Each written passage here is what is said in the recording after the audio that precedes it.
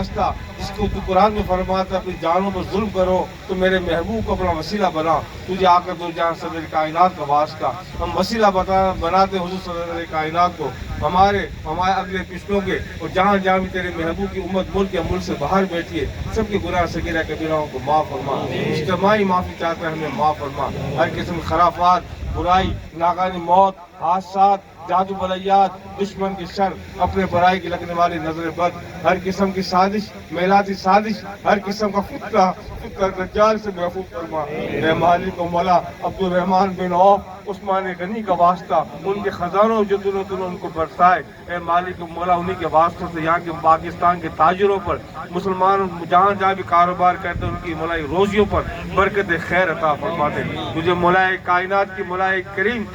شجاعت کا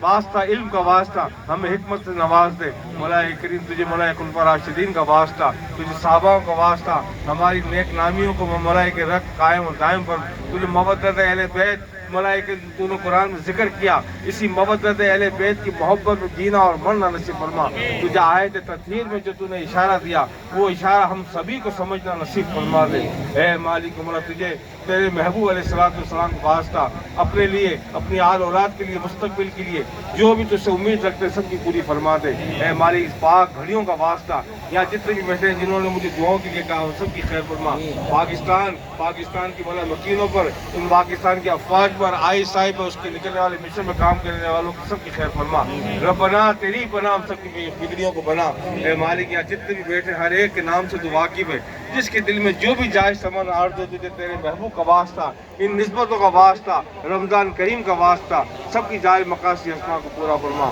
ان اللہ ملائکۃ یصلون علی النبی یا ایھا الذین آمنوا صلوا علیہ وسلموا تسلیما بحق لا الہ الا اللہ محمد رسول اللہ، اللہم انی لکا صمتو وعلیکا امنتو وعلیکا توکلتو وعلی رزقک افطرتو، بسم اللہ الرحمن الرحیم۔